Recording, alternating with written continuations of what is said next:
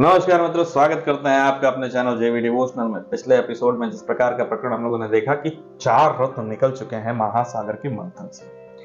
पहले स्वयं चंद्रदेव, जो कि हमारे महादेव के शीश पर विराजमान है, पहले से सुशोभित देवताओं की आंगन प्रांगण में होने के नाते अब बारी है असुरों। असुरों में अभी ये चुनाव चल रहा है कि उच्चय शिवा या कामधेनु या फिर ऐरावत। इन तीनों में से किसका चुनाव वो करेंगे। ऐरावत के लिए तो बहुत ही अच्छा कॉम्प्लीमेंट दिया है कि जिस गाड़ी को चलाया जा चुका है मैं उस गाड़ी में बैठूंगा नहीं। वैसे तो मुझे इंटरेस्ट नहीं उसमें, लेकिन ये मेरे दुश्मन की चॉइस थी या फिर उनके अधिकार क्षेत्र में थी, इसलिए एकदम इंटरेस्ट नहीं। इसलिए पहले मैं लेना चाहता था, लेकिन अब नहीं लूंगा यार, मजा नहीं आ रहा है। तो उच्चय शिवा का शायद चुनाव करें, क्योंकि कामधेनु के आगे उनको हाथ पसारना पसंद नहीं। और एक मंथन में 4 रत्नों की प्राप्ति हो चुकी, 14 रत्नों की प्राप्ति होनी है। किस प्रकार से निकलेंगे और कैसे कैसे चुनाव होगा, क्योंकि अभी उच्चय शिवा अगर इसमें से कोई भी एक चुना जाता है तो 2 चीजें शेष रह जाएंगी।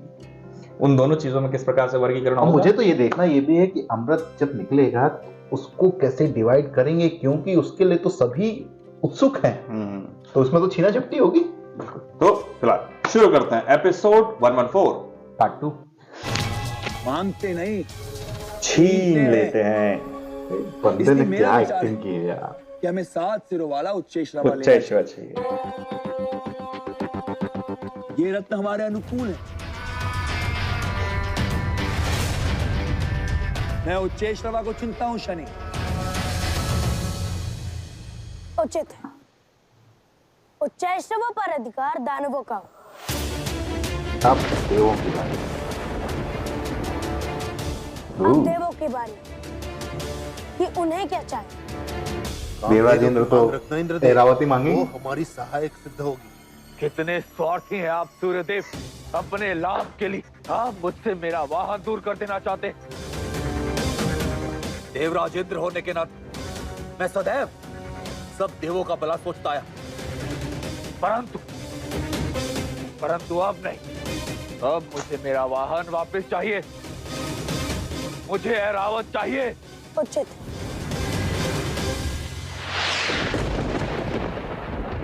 तो कामधेनु असुरों की हुई। भाई ये तो बोनस हो गया। यदि कामधेनु असुरों को मिल गई तो संतुलन बिगड़ जाएगा। कामधेनु न देवों को मिलनी चाहिए और ना ही असुरों को। क्यों? हमें क्यों नहीं? क्योंकि कामधेनु कोई भी वरदान दे सकती है और वो जिसके भी पास हो उसकी शक्ति असीम हो जाएगी। सही बात। वो पक्ष कर्म करने पर ध्यान नहीं देगा और एक इच्छा से दूसरी इच्छा जागेगी और अधिक इच्छा शीघ्र ही लोभ का रूप ले लेगी। तो तुम ही बताओ शनि, कामधेनु किसे देना चाहिए? उसे जिसे अपनी इच्छाओं पर नियंत्रण, कामधेनु की शक्ति जिसके कर्म में बाधा न डाले। कौन है ऐसा देव और पाताल लोक में? मत भूलिए कि त्रिदेव ने तीसरे लोक का भी सृजन किया, मृत्यु लोक, पृथ्वी।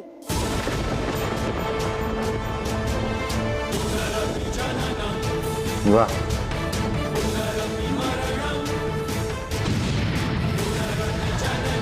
ऋषियों को दे दीजिए। कैसे स्मरण किया शनि? ब्रह्म ऋषि वशिष्ठ सागर मंथन से निकली कामधेनु को देव और दानव अपनी इच्छाओं से आपको सौंपते हैं। हमारी तो इच्छा नहीं, लेकिन जबरदस्ती दिलवाया जा रहा है ताकि किसी भी आवश्यकता के कारण टैक्स आपकी साधना, तप और शिक्षा दान में विघ्न न पड़े और आप इसकी सहायता से संसार का उपकार कर सकें।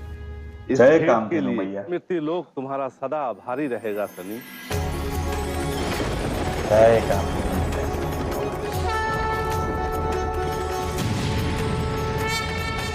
ब्राह्मणों को गाय पालना जो है वो कामधेनु मैया के कारण ही चाहते हो संभव हो बांट लो पाया। शनि, परंतु अमृत मैं किसी को लेने नहीं दूंगा। तुरंत ही लोटे पे बस फूट एक जाता। बार अमृत बाहर आ जाए, राहु का वास्तविक रूप भी बाहर आ जाएगा।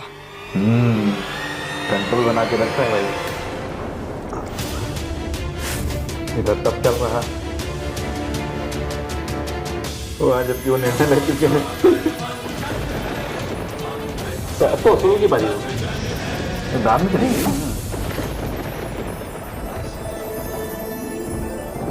कौस्तुभ मणि, संसार का सबसे चमकीला और अमूल्य रत्न, ये उन नारायणों को समर्पित होगा जिनकी सहायता और मार्गदर्शन की वजह से हम समुद्र मंथन करने में सफल हुए।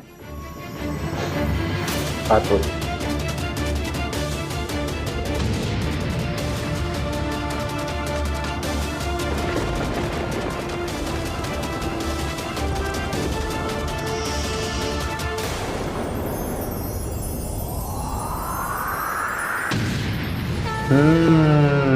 वारंगा सृष्टि के सबसे शक्तिशाली धनुषों में से एक, इस पर असुरों का अधिकार होगा।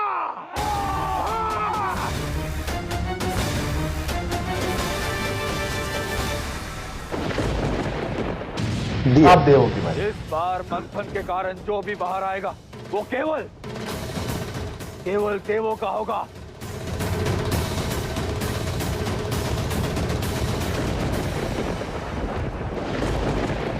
अप्सरा,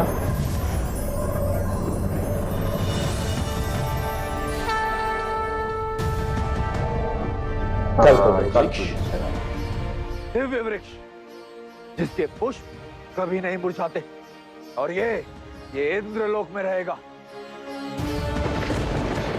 इन्होंने तो सब अपने लिए जा रहे बच्चे।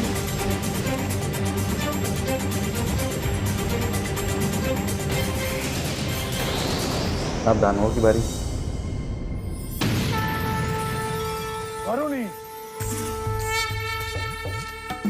जिसका मदिरा का पात्र कभी नहीं सूखता। ये यहाँ हमारे पास के से पास पहले से ही सोमरस है। मदिरा दात्री वरुणी हमारी हुई। वाह वाह।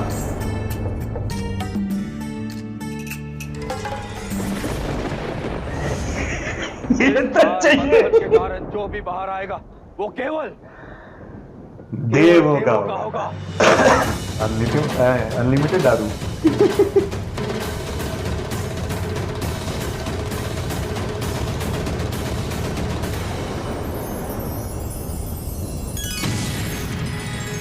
अप्सराएं। ईर्ष्या हो रही है राहु।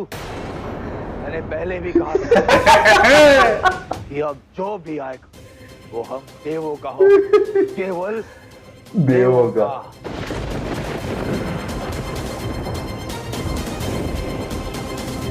वाह। अब दानवों की बारी। बहुत समय हो गया मंथन होते हुए, अब अमृत आएगा और हम उसे लेंगे।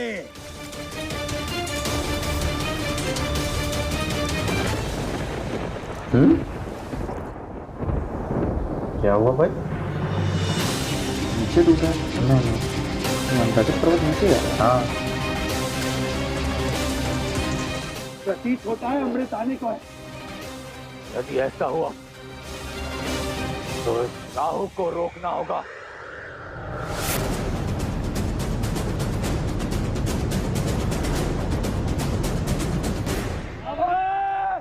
अमृत! मुझे क्यों ऐसा लग रहा है कि ये हमारा हाल है?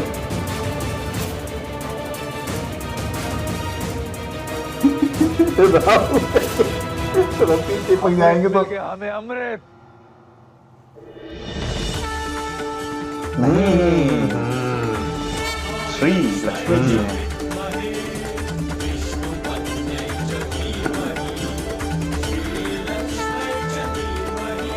हे लक्ष्मी माता, कमलवासिनी,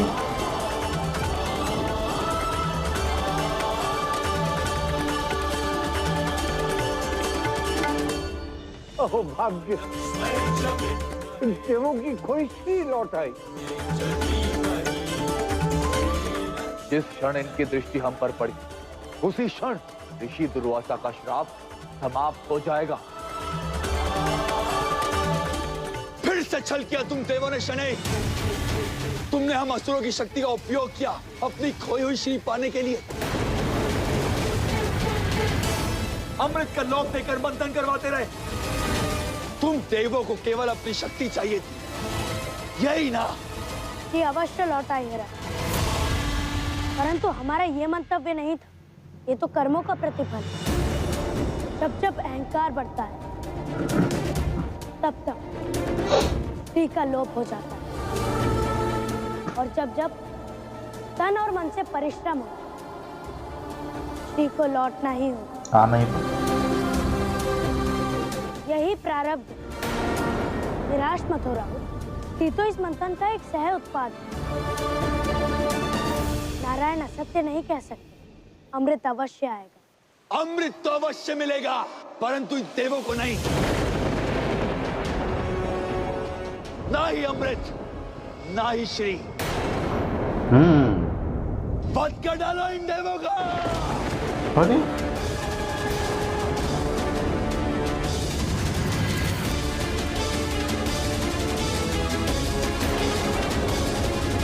गुरु शुक्राचार्य ने वचन दिया। राहु ना अपनी मति फेरने में समय लगाते हैं, ना अपनी सेना की मति फिरवाने में समय लगाते हैं।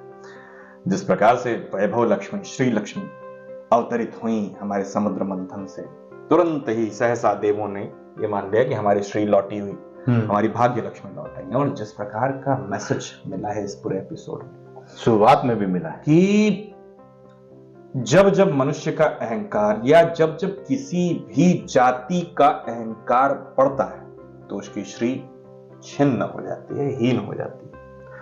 और जब वो तन मन से परिश्रम करता है तो स्वयं ही धन यानी श्री वापस आना पड़ता वापस आ जाता है। परिश्रम एक डायरेक्शन में हो, ये सागर मंथन की जो प्रतिक्रिया है ये वो डायरेक्शन दिखाती है कि आपका डायरेक्शन कहीं और नहीं होना चाहिए। You should be study at a point. जो आपका पॉइंट है उसके ज्यादा दूर नहीं जाना है, आपको रहना है उस पॉइंट पे जो आपने सोच रखा है, जो आपका एम है, जो आपका गोल है।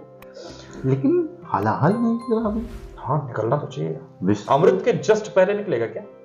हो सकता है, क्योंकि मुझे तो जहां तक हम लोगों ने सुना है तो पहला रत्न तो वही निकला था यहाँ से। तो इस प्रकार कम चेंज हो सकते हैं, कोई बात नहीं। लेकिन बहुत शॉर्ट में निकला है भाई। एक एक साथ 4 रत्न निकलना चाहिए कुल मिला के। फिलहाल राहु बहुत उत्सुक है हमारे केवल अमृत पान के लिए, और जब अमृत नहीं निकल रहा तो कहीं ना कहीं उनका मोटिवेशन जो है डाउन हो रहा है धीरे, और इसीलिए उनकी जो मति इधर उधर जा रही। अब अमृत तो पता नहीं मिलेगा कि नहीं, लेकिन मदिरा का हाँ असीमित भंडार तो मिल गया है। अगर नहीं मिला तो इसके बाद तो वहीं जाना है। वही मदद करेगी। गम जो है उसको झेलने के लिए और कुछ तो चाहिए। देव भी इसके बाद वहीं जाएंगे तो बरस के लिए। आइए सोचते हैं पार्टी करते हैं यार। भला इस एपिसोड को करते हैं समाप्त, शीघ्र ही लौटेंगे नए भाई के साथ। तब तक के लिए राधे राधे।